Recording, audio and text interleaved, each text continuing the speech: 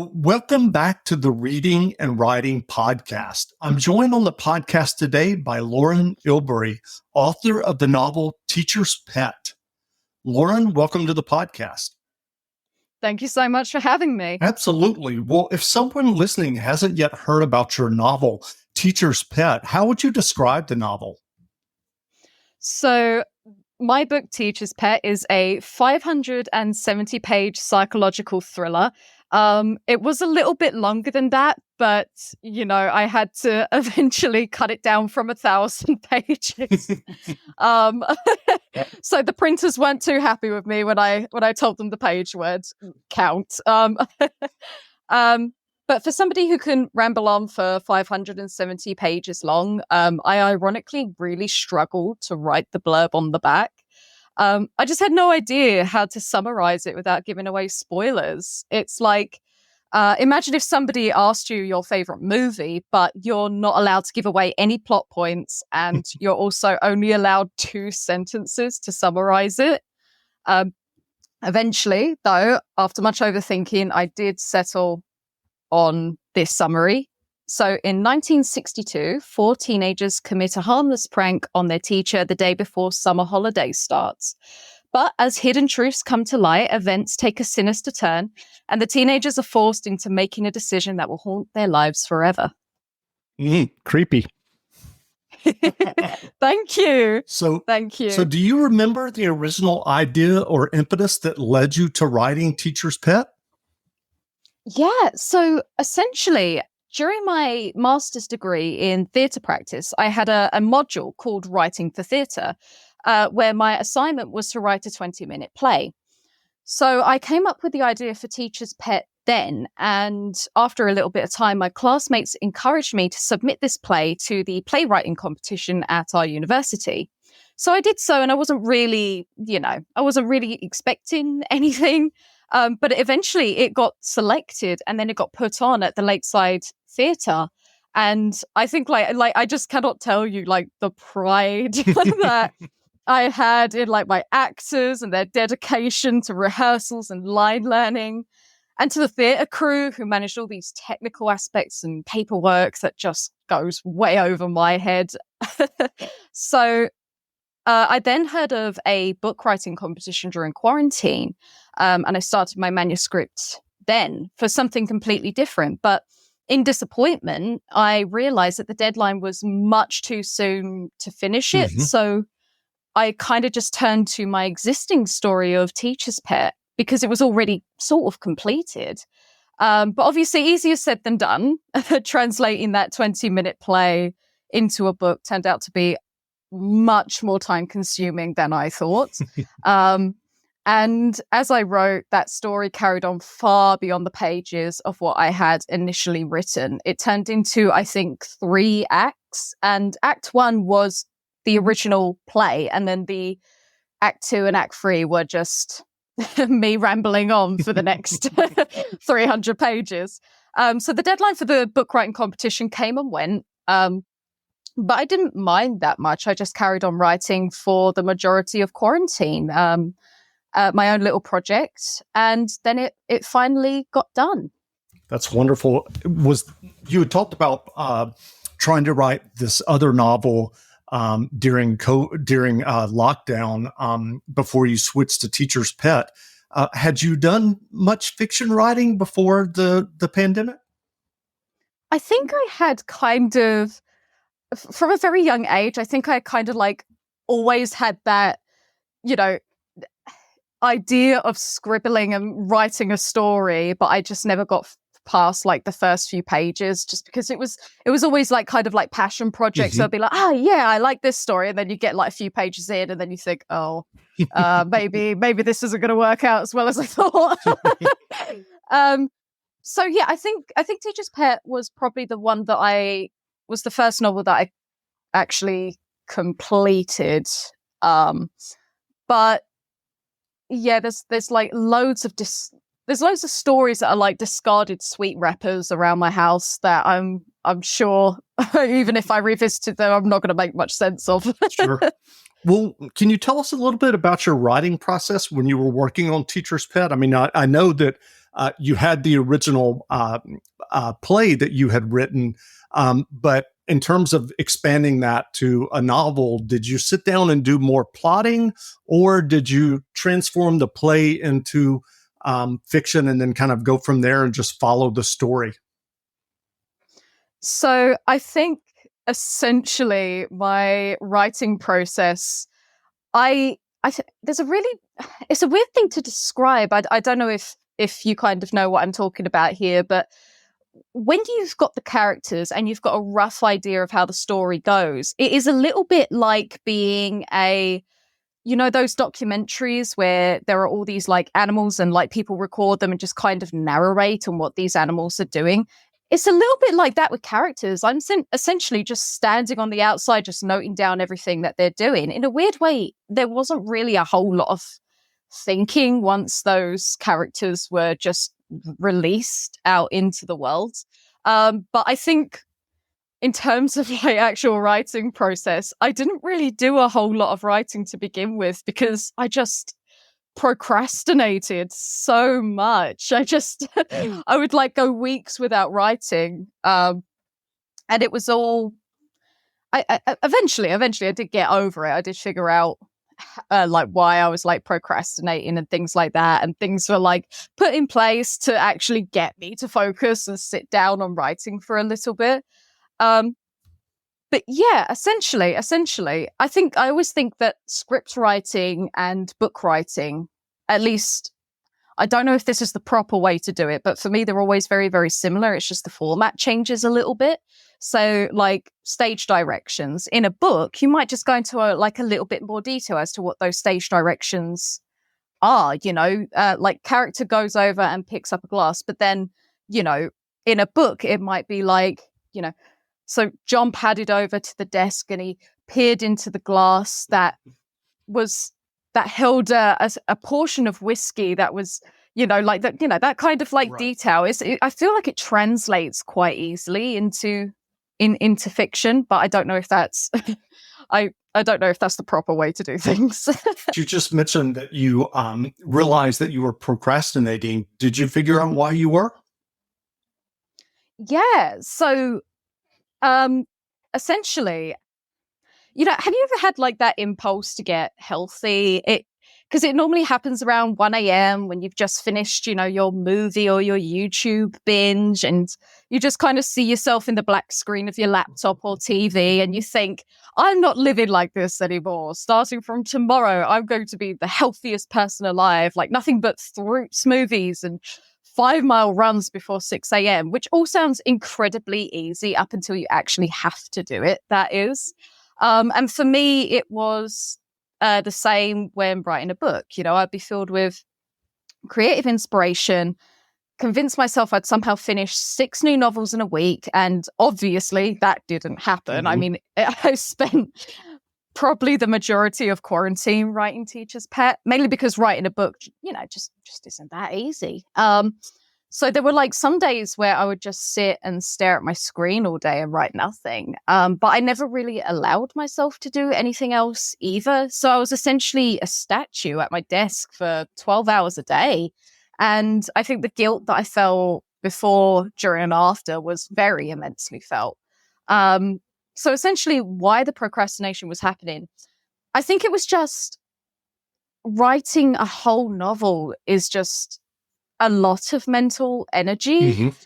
So I would kind of sit there with the aim of like gathering and preparing my energy to spend all that energy writing, except I never did. It was like essentially just waiting for inspiration to hit, and there would, it wouldn't really always hit.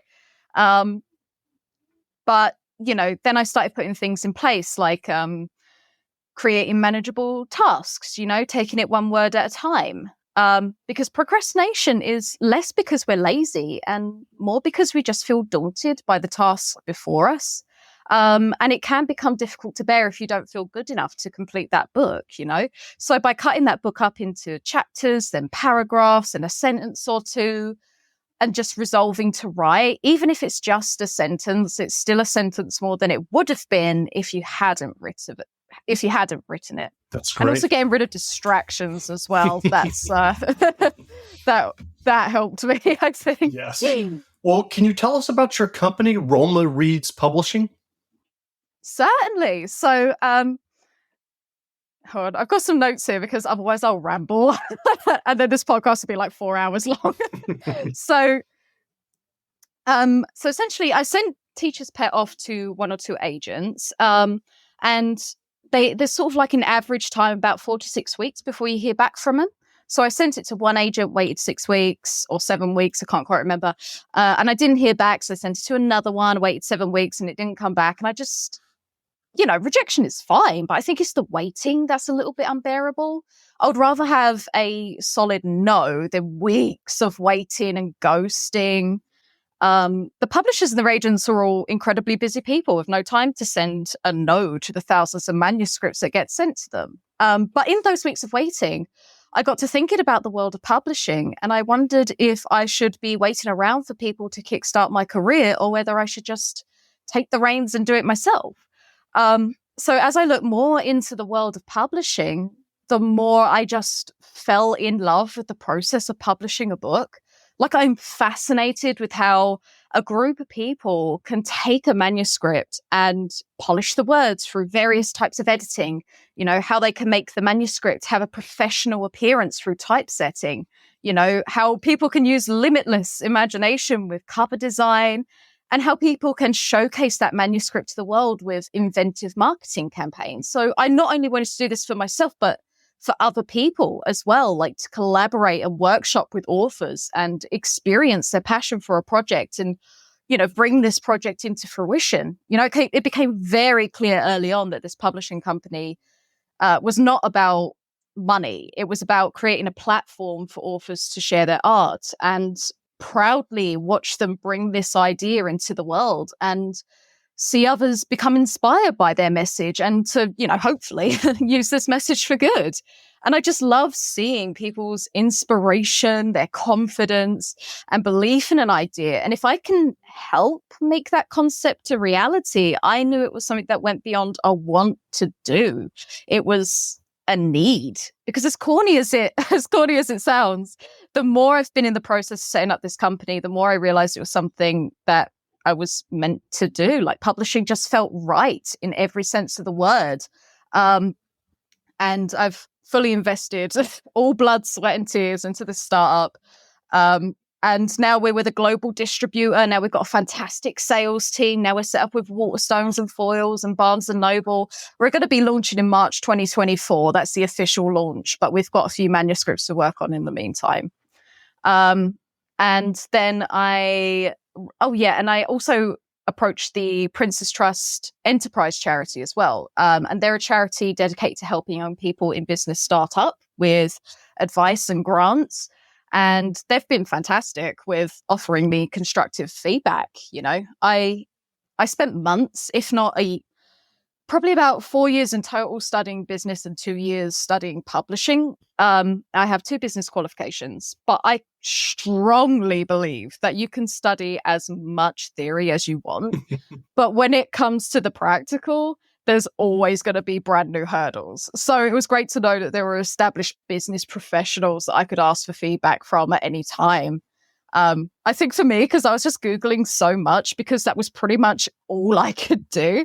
I didn't know anyone in the publishing sector. There was no publishing house that was going to give me a how to start up your own publishing company list to a competitor.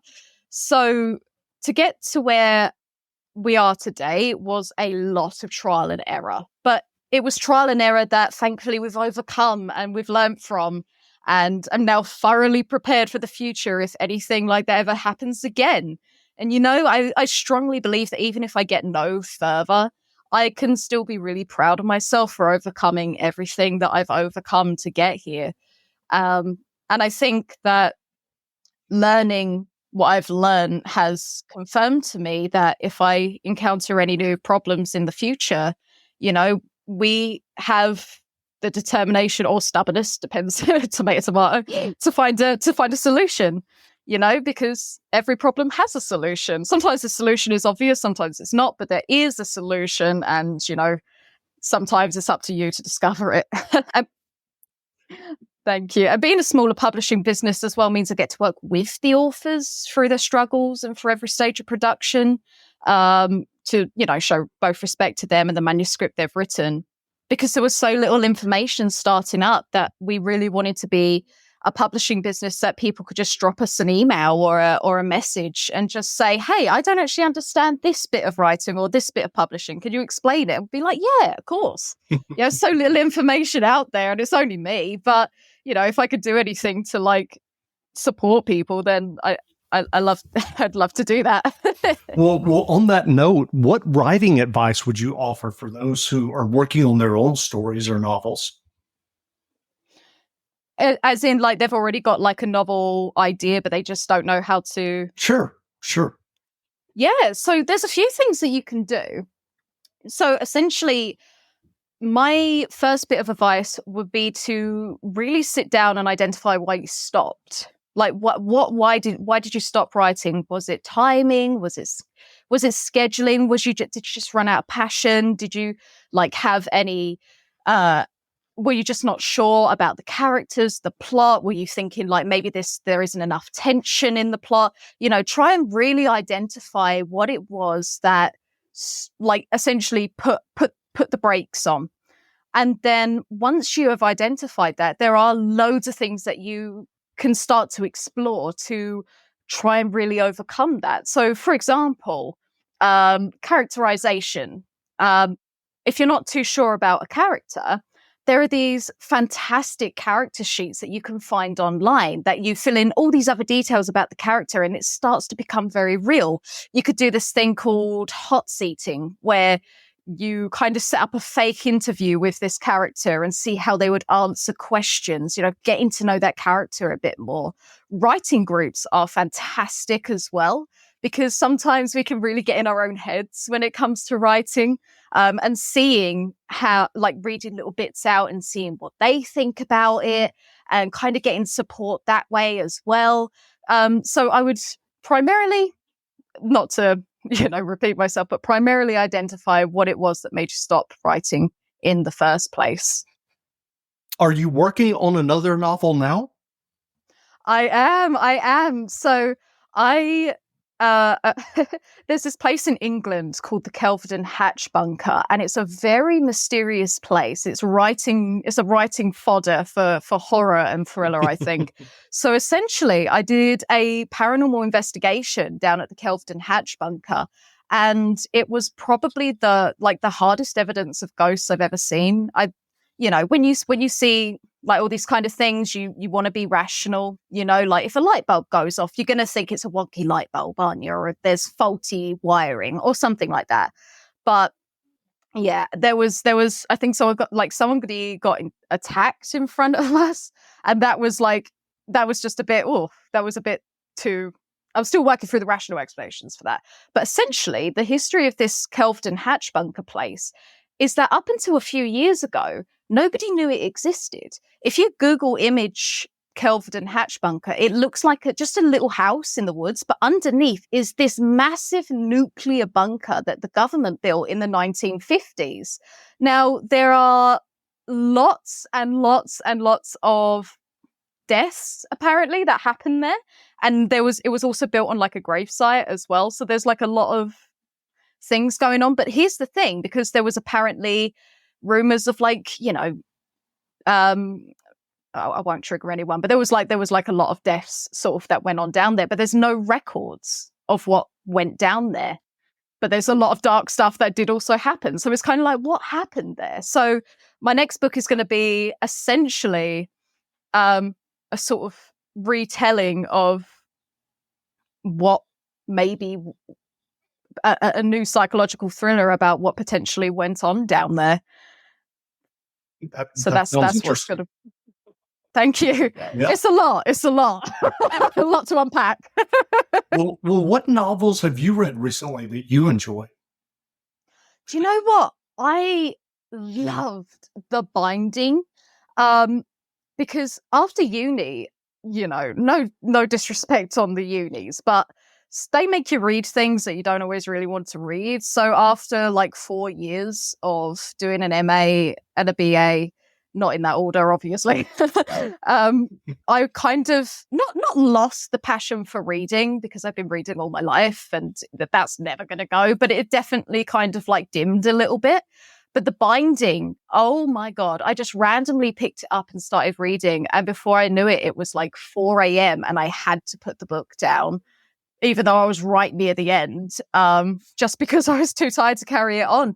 But it was just so incredible. I think it was like, oh God, it's difficult to talk about it without giving away spoilers, but it was so enthralling. It was so well written. There were so many good twists in it. And the character, oh my God, like the characters were just incredible. Like I was just completely hooked from page one. I cannot recommend that enough. That really re-sparked my love of reading again, honestly. So I owe that book a lot. Well, where can people find you online to find out more about you and your novel Teacher's Pet? Thank you. So we have a website called romareadspublishing.com, and that's ROMA. Essentially, the reason it's called Roma Reads Publishing is because when I was writing Teacher's Pet, my cat is called Roma, and he would sit next to me and sort of just stare at the screen as if he was reading what I had written. So when I was trying to come up with names for the publishing company, Roma Reads popped into my mind, and that was it. So even our little logo is like a cat asleep in the book, and all the color scheme is based off of him as well. So he's so sorry, that's me rambling. So we have a website, romareadspublishing.com. We also go by that Roma Reads Publishing on Instagram, Facebook, Twitter.